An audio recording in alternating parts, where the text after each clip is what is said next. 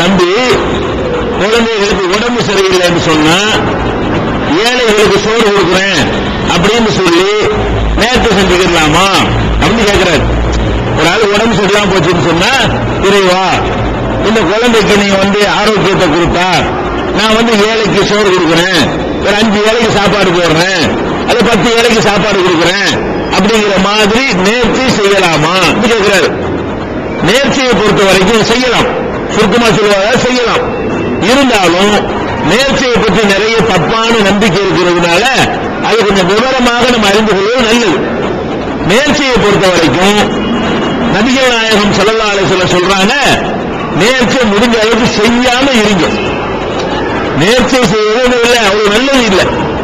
நபிகள் நாயகம் சொல்றாங்க, லா துன்விரு, நேர்ச்சை செய்யாதீர்கள். ஏன் செய்யாதீர்கள்? இன்னன் நகர லா யுக்னி மினல் கத்ரி செய்யா, நேர்ச்சை செய்யறதுனால விதியை மாற்ற போறது இல்லை. உதாரணமா நமக்கு வைத்த வழி போனால், யாரெல்லாம் உனக்கு 2 ஆடு எடுத்து கொடுக்குறேங்கிறீங்க, உடனே இந்த 2 ஆட்டுக்கு ஆசைப்பட்டுக்கிட்டு அல்லாஹ் வைத்த வழி போய்க்கிறவானா? அது மாற போறது இல்லை. நீங்க ஆட்டை எடுத்து கொடுத்தாலும் சரி கொடுக்காட்டாலும் சரி, வந்த வைத்த வழி எப்ப போகணும்னு எழுதுறானோ போயிடும். சரியா? இந்த நேர்ச்சிக்கு ஆசைப்படுவதா செய்வானா? நான் 10 ஏழைக்கு 10 சோறு இருக்கிறான், நம்ம வைத்த வழியை போய்க்கிறோம் அப்படின்னு ஏதாவது யூஸ் ஆகுமான்னு ஆவாதான். ரசூலுல்லாஹ் சொல்றாங்க, லா துன்விரு, நேர்ச்சி செய்யாதீங்க. இன்னும் நகர லா யுக்னி மினல் கத்ரி செய்யா, விதியில ஒன்றையும் மாற்றவே செய்யாது. நடக்கணும்னு அல்லாஹ் எழுதி வச்சானே அதான் நடக்குமே தவிர, நீங்க நேர்ச்சி செஞ்சதுனால ஆரோக்கியம் கிடைக்க போறதும் இல்லை, ஆரோக்கியம் கிடைக்காதுன்னு அல்லாஹ் எழுதி வச்சிருந்தா அது மாற போறதும் இல்லை. சரியா? இது பெஸ்ட் விளைஞ்சிருந்தேன். 2வது, நேற்று செஞ்சிட்டோம், செய்யாம இருக்கிறது நல்லவங்க, செஞ்சுட்டா நிறைவேற்றி ஆகணும். செய்யாம இருக்கிறது சிறப்பு. அப்படி செஞ்சுட்டீங்க, யாரெல்லாம் எனக்கு ஒரு ஆம்பளை பிள்ளைய கொடுத்தா நான் ஒரு 1000 ரூபாய்க்கு தர்மம் செய்வேன் அப்படின்னு நேர்ச்சி பண்ணிட்டீங்க, அல்லாஹ் ஆம்பளை பிள்ளைய கொடுத்துட்டான். இப்போ உங்க கடமை என்ன? சொன்னபடி அந்த 1000 ரூபாய்க்கு உள்ள தர்மத்தை என்ன செய்யணும்? செஞ்சு ஆக வேண்டும். நேர்ச்சியை செஞ்சிட்டோம்னா நிறைவேற்றி ஆகணும். செய்யாம இருக்க முயற்சி பண்ணுங்க. செஞ்சுதான் ஆகணும்னு செஞ்சிட்டீங்களா, அந்த நேர்ச்சி என்ன செய்யணும்? நிறைவேற்றணும். கண்டிப்பா நிறைவேற்றணும். இந்த நேர்ச்சி எதையெல்லாம் நேர்ச்சி செய்யலாம் அப்படின்னா 2 விஷயங்களை தான் நேர்ச்சி செய்யலாம். ஒண்ணு, வணக்க வழிபாடா இருக்கணும். இஸ்லாத்தில் சொல்லப்பட்ட தொழுகையாகவோ நோன்பாகவோ தஸ்பீஹாகவோ திக்ராகவோ வணக்கம்னு சொல்லியிருக்கும்ல, அதைத்தான் நேர்ச்சி செய்யணும். ஒண்ணு. 2வது, மனிதனுக்கு நன்மை செய்கிற காரியம் இருக்குல்ல, அதை நேர்ச்சி செய்யலாம். ஒண்ணு அல்லாஹ்வுக்கு செய்யற வணக்கத்தை நேர்ச்சி செய்யலாம், இல்லைன்னா மனுஷனுக்கு நன்மை தரும்ல, அதை நேர்ச்சி செய்யலாம். உதாரணமா ஒருத்தன் நான் எனக்கு வைத்த வழி போனால் நான் தலைகீழ நிக்க வேண்டாம், இது வணக்கமா? தலைகீழ நிக்க மார்க்கத்தில் வணக்கமா? வணக்கம் இல்லை. அதனால ஒரு ஏழைக்கு ஏதாவது நன்மையா? நன்மையும் இல்லை. இது செய்யக்கூடாது. எதை செய்யலாம்? எனக்கு வைத்த வழி போனால் நான் நடந்தே என்ன செய்வேன்? கும்பகோணத்துக்கு போவேங்கிறான். நடந்த கும்பகோணத்துக்கு போய் வணக்கமா? இது இபாதத்தா? இதனால ஏழைக்கு நன்மையா? ஒண்ணும் இல்லை. இப்படி இருக்கக்கூடாது நம்ம நேர்ச்சை. எப்படி இருக்கணும்? எனக்கு வைத்த வழி போனால் 2 ரக்காத் தொழுகிறேன், இது வணக்கம். 4 நோம்பு வைக்கிறேன், இது வணக்கம். 3 தடவை லா இலாஹ இல்லல்லாஹ் சொல்றேன், இது வணக்கம். 1 தடவை குர்ஆனை ஓதி முடிக்கிறேன், இது வணக்கம். அப்ப வணக்கமா இருக்கு பாருங்க. அல்லாஹ் ரசூல் வணக்கம்னு சொல்லியிருப்பாங்களே, அதை செய்வதாகத்தான் நேர்ச்சி செய்யணும். தொழுவதெல்லாம் நேர்ச்சி செய்யலாம், நோம்பு வைக்கிறதா நேர்ச்சி செய்யலாம், ஹஜ்ஜி போறதாக நேர்ச்சி செய்யலாம். அல்லாஹ் ரசூல் சொல்லி தந்த திக்ர் இருக்குல்ல, அந்த திக்ருகளை தஸ்பீஹ்களை கிராத்துகளை அதை பத்தி நீங்க என்ன செய்யலாம்? நேர்ச்சி பண்ணலாம். இது இபாதத்துகள். அல்லது என்ன பண்ணலாம்? எனக்கு இந்த காரியம் நிறைவேறினால் 10 ஏழைக்கு சோறு கொடுக்குறேன், 10 ஏழைக்கு ட்ரெஸ் கொடுக்குறேன், 10 ஏழைக்கு புஸ்தகம் வாங்கி கொடுக்குறேன், 5 ஏழைக்கு என்ன செய்யறேன்? அவனுக்கு நகை வாங்கி கொடுக்குறேன், அந்த ஏழைக்கு நான் ஊடு கட்டி கொடுக்குறேன், இப்படின்னு சொல்லி ஏதோ ஒரு காரியம், மனுஷனுக்கு உதவுற ஒரு காரியம். அது ஒரு கிணறு வெட்டி போடுறேன், ஒரு பஸ் ஸ்டாப்ல ஒரு நிழல் கூட அமைச்சு கொடுக்குறேன், வெயில் நிற்கிறாங்க மக்கள்லாம், நான் வெயில் படாம நிழல் அமைச்சு கொடுக்குறேன், ஒரு அடிப்பம்பு போட்டு கொடுக்குறேன், இப்படின்னு மக்களுக்கு பயன்படக்கூடிய என்னத்தையாவது ஒரு காரியம், இதெல்லாம் நேர்ச்சி செய்யலாம். எனக்கு வந்து இந்த மாதிரி அந்த காரியத்தை நிறைவேற்றினால் நான் ஒரு 50 ஏழைக்கு சோறு போடுறேன், இது செய்யலாம். ஒரு கிணறு வெட்டி போடுறேன், இது மாதிரி செய்யலாம். ஒரு சத்திரம் கட்டி போடுறேன், ஒரு கக்கூசு கட்டி விடுறாரு கூட சொல்லலாம். ஒரு ஏரியாவில் மக்களுக்கு அந்த வசதி இல்ல, பாத்ரூம் வசதி இல்ல, நம்ம இடத்துல கட்டி விட்டு ஃப்ரீயா எல்லாரும் போங்க, இது கூட நன்மை. மனிதனுக்கு நன்மை செய்யற காரியம் எதை வேண்டாலும் செய்யும். அது வந்து சாக்கடை சுத்தப்படுத்துறதா இருக்கலாம், எவ்வளவு விஷயங்கள் எதை வேண்டாலும் நீங்க எனக்கு அல்ல அந்த காரியத்தை செஞ்சுட்டா ஏன் செலவுல இந்த சாக்கடை நான் சுத்தப்படுத்துறேன், இதெல்லாம் நேர்ச்சை. நேர்ச்சை என்பது ஒண்ணு அல்லாஹ்வுக்கு செய்யற வணக்கமா இருக்கணும், இல்லைன்னா மனிதனுக்கு பயன் தரக்கூடியதாக இருக்கணும். இது இல்லாம நேர்ச்சை பண்ணவே கூடாது. இது ரெண்டாவது விளைவிக்கிறோம். நபிகள் நாயகம் ஸல்லல்லாஹு அலைஹி வஸல்லம் அவங்க காலத்தில் என்ன செய்யறாங்க, ஒரு நாள் வந்து பயன் பண்ணிட்டு இருக்கிறாங்க. ஏத்தாப்புல பார்த்தா வெளியே ஒரு ஆள் நிற்கிறார், வெயில்ல நிற்கிறார்.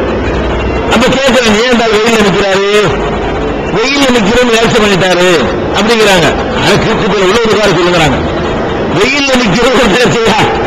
வெயில்ல நிக்கிறதாக நேர்ச்சி உனக்கு அது என்ன நன்மை? அதனால என்ன? ஆனா உனக்கு என்ன நன்மை, உலகத்துக்கு என்ன நன்மை, அல்லாஹ்வுக்கு என்ன? உண்மை இல்லையா? உள்ள இருக்காரு. அதே மாதிரி ஒரு பேசுவது இல்லை, 3 பேர் இருக்கிறாராம், அப்படி நேர்ச்சி பண்ணிட்டாராம். அதை கண்டிக்கிறாங்க, 3 பேருதாமா முதல்ல பேசிட்டு வந்தால பேசாம இருக்கிற நன்மையா? பேசுவதுதான் நன்மை, நல்ல விஷயங்கள் எவ்வளவு இருக்குது. அதனால இது மாதிரி செய்யக்கூடாது. ஒண்ணு இபாதத்தா இருக்கணும், இல்லைன்னா மனித குலத்துக்கு நன்மை செய்யக்கூடிய காரியங்களாக இருக்கணும். இப்படி நேர்ச்சி செய்யலாம். சரி, நம்ம நேர்ச்சியை செஞ்சு விட்டோம், செஞ்சுட்டு செய்ய முடியாம போயிரும்ல. நம்ம வாட்டுக்கு வைத்த வலி பொறுக்க முடியாம அந்த வைத்த வலி போனால் 6 மாசம் நோம்பு வைக்கிறேன், வைத்த வலி போயிடும். முன்னாடி 6 மாசம் வைக்கிறது, வைத்த வலியா இருக்கும்போது கணக்கு பார்க்க தெரியாது, இந்த அடிச்சிடும் அவன்பாடு. வைத்த வலி போனா என்ன செய்வானா, 6 மாசத்துக்கு நான் நோம்பு வைக்காண்டுவான். வைத்த வலி எல்லாம் போயிடுமா? அப்புறம் பார்த்தா ரமலானுக்கே தாக போடும். நான் எங்கிட்ட 6 மாசம் வைக்கிறது முடியாமல் போயிடும். அல்லது வைத்த வலி பொறுக்க முடியாம என்ன செய்வான், நான் ஒரு 10,000 ரூபாய்க்கு தர்மம் செய்ய வேண்டுவான். வைத்த வலி போயிடும், 10,000 ரூபாய் இருக்காது. அந்த நேரத்தில் சொல்லிக் கொடுவான், வைத்த வலி போன பிறகு 10,000 இருக்காது, 10,000 ரூபாய் இருக்காது. 10,000 எங்க போறதுன்னா இப்படியாக நம்ம நேர்ச்சி செய்து விட்டு செய்ய முடியாமல் போயிடும். மனுஷன் தானே, நம்ம நினைக்குவோம், நினைச்சபடி முடியாம போயிட்டா நேர்ச்சி செஞ்சு அந்த நோய் குணமாகும் போது ஒரு அல்சர் வந்துடும். டாக்டர் நோய் வைக்க கூடாதுவான். நம்ம நோய் வைக்கிறதா நேர்ச்சி பண்ணிருப்போம், எப்படி நிறைவேற்றுறது? ஹஜ்ஜுக்கு போறா நேர்ச்சி பண்ணிருப்போம், வைத்த வலியும் போகும் காசும் போயிடும். எப்படி ஹஜ்ஜுக்கு போறது? வைத்த வலி இருக்கும்போது காசு இருந்துச்சு, வைத்த வலி போகும்போது காசு போச்சு, ஹஜ்ஜுக்கு நடந்து போக முடியாது. அப்ப அந்த மாதிரியாக நம்ம ஒரு நேர்ச்சி செய்துவிட்டு அதை நிறைவேற்ற முடியாமல் போவது உண்டு. மனுஷனாக இருந்தால் நம்ம நினைச்சதான் நடக்காது. நம்ம செய்யணும், நினைச்சு செய்வோம், அல்லாவும் நாடணும். அல்லா நாடலன்னா நம்ம நேர்ச்சி செஞ்ச மாதிரி அந்த காரியத்தை நிறைவேற்ற முடியாது. அதுக்கு என்ன பண்றது? குற்றவாளி ஆயிடும். குற்றம்தானே, அல்லா பேர் ஒரு உறுதிமொழியை கொடுத்துட்டு செய்யாம இருந்தா குற்றம் தானே, குற்றவாளி ஆயிடும். அதுக்கு இஸ்லாம் என்ன பண்ணுதுன்னா, இப்படிலாம் மனுஷன் பலவீனமா சொல்லுவான், செய்ய முடியாம போயிருந்து கருணை கொண்டு அதுக்கு ஒரு பரிகாரம் இருக்கு. இது நேர்ச்சிக்கு பரிகாரம். உதாரணமா 1 லட்சம் ரூபாய் நான் கொடுப்பேன், இதை நேர்ச்சி பண்ணிவிட்டிய, வைத்த வலி போயிடுச்சு, அல்லது நீங்க கேட்டபடி ஆம்பளை பிள்ளை பிறந்து போச்சு, அல்லது கல்யாணம் ஆயிடுச்சு, ஏதோ ஒண்ணு கேட்டீங்க நடந்து வச்சுன்னு வைங்களேன், 1 லட்சம் ரூபாய் இல்லை, 1 லட்சம் ரூபாய் கொடுக்குறேன்னு சொன்னீங்க, கொடுக்க முடியல, இப்ப என்ன பண்றது என்று கேட்டால் ஒரு அடிமையை விடுதலை செய்யணுமா? இந்த காலத்துல இல்ல, அது விவரமா பேச வேலை இல்லை. மனுஷனே அடிமையா வச்சிருப்பாங்க அந்த காலத்துல, காசு கொடுத்து வாங்கி என்ன போடாம அனுப்பி விடணும். இது பரிகாரம். அது இந்த காலத்துல கிடையாது. அதனால அதை பத்தி பேசுவான அடிமைக்கு கிடையாது. அடுத்து என்ன செய்யணும் கேட்டா, 10 ஏழைகளுக்கு உடை கொடுக்க வேண்டும். நீங்க 1 லட்சம் ரூபாய் செலுத்தீங்க தெரியாதனமா, முடியலையா என்ன பண்ணுங்க, 10 ஏழைகளுக்கு டிரெஸ், ஆம்பளையோ பொம்பளையோ, பொம்பளையா இருந்தா அவங்களுக்கு தேவையான ஃபுல் செட்டு, ஆம்பளையா அவங்களுக்கு சேலை, ஒரு பாவாடை, ஒரு ஜாக்கெட்டு, ஒரு புர்கான், ஒரு சட்டை கொடுத்து விடுங்க. ஆம்பளையா இருந்தா ஒரு சட்டை, ஒரு பேண்ட், ஒரு பனிய, ஒரு கத்தி கொடுத்து விடுங்க. இல்லைன்னா என்ன செய்யுங்க, கைலி சட்டை அப்படி ஏதாவது கொடுத்து விடுங்க, ஒரு ட்ரெஸ், ஒரு செட்டு. இப்படி 10 ஏழைகளுக்கு, ஒரு 5 ஆம்பளை 5 பொம்பளை பிள்ளைகள் 5 பொம்பளை கொடுக்கலாம், அதை 10 பொம்பளை கொடுத்துடலாம், அதை 10 ஆம்பளைக்கு கொடுத்துடலாம். ஆம்பளை கொடுத்தா சீப்பா முடிஞ்சிடும், கொடுத்தா காசு ஜாஸ்தியாகும். ட்ரெஸ் ஆம்பளை ட்ரெஸ் கம்மிங்க, பொம்பளை ட்ரெஸ் ரொம்ப அதிகமாகும். சரி ஏதோ ஒன்று கொடுத்துட்டு போயிடலாம். 10 ஏழைகளுக்கு என்ன செய்யணும்? உடை கொடுத்தீர்களே ஆனால் என்ன நேரத்தை செஞ்சாலும் சரி இதை செஞ்சா போதும். 1000 டெய்லி ஒரு வருஷம் கூட நோம்பு வேண்டிய முடியல, கஷ்டப்பட வேண்டியல. ஒரு 10 ஏழைக்கு போட்ட ஒரு ட்ரெஸ் கொடுத்து முடிச்சுங்க. ட்ரெஸ் காசு போடுவல, சோறு அதில் காசு கம்மி தானே. ஒரு ஆளுக்கு ட்ரெஸ் எடுத்து கொடுக்குறாருந்தா 500 ரூபாய் வரும். 3 வேளை சோறு கொடுக்குறாருந்தா 50 ரூபாய் தான் வரும். சமைச்சு கொடுத்தா 30 ரூபாய் தான் வரும். ஹோட்டல் வாங்கி கொடுத்தா 50 ரூபாய் தான் வரும். அப்ப நம்ம 10 ஏழைக்கு உணவு கொடுக்கலாம். உடை கொடுக்க வசதி இல்லைன்னா என்ன செய்யணும்? ஒரு நேர்ச்சி செஞ்சுட்டீங்க, அதை செய்ய முடியல. அப்ப ஒரு கடமை என்ன? 10 ஏழைக்கு ட்ரெஸ் கொடுங்க. அதுக்கு முடியல என்று சொன்னா 10 ஏழைக்கு உணவு கொடுங்க. ஒரு நாளைக்கு 3 வேளை உணவு. நம்ம நாட்டில், அரபு நாட்டில் 2 வேளை உணவு. நம்ம நாட்டில் இருக்கும்போது அரபு நாட்டு உணவு கொடுக்க முடியாது. நம்ம நாட்டு உணவை தான் கொடுக்கணும்.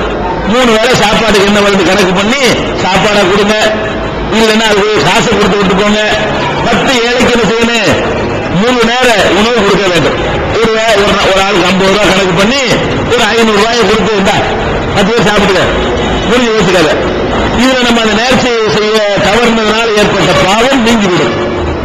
500 ரூபாய்க்கு நான் எங்க போறது அப்படின்னு இருந்தால், அது இல்லாதவங்க இருப்பாங்கல்ல, அந்த மாதிரிப்பட்டவங்களா இருப்பார்களே ஆனால் அவங்க 3 நோம்பு வச்சா போதும். 1000 நோம்பு வச்சா நேர்ச்சி பண்ணாலும் சரி. முடியலன்னா என்ன செஞ்சிட வேண்டியது? 3 நோம்பு. 10 லட்சம் ரூபாய் தர்மம் செய்யறேன் தான். முடியல என்ன செஞ்சிடலாம்? 3 நோம்பு வச்சு ஓவர். நல்லா கொஸ்டின் கேட்க மாட்டான். எவ்வளவு லேசானமா இருக்கும் பார்த்தீங்களா? நேர்ச்சியை செஞ்சதுக்காக வேண்டி முடிஞ்ச அளவுக்கு செஞ்சது நிறைவேற்றுங்க. முடியலையா 10 ஏழைக்கு ட்ரெஸ் கொடுங்க. முடியலன்னா 10 ஏழைக்கு சோட்டை கொடுங்க. அதுவும் முடியலன்னா ஒரு 3 நோம்பு வைங்க.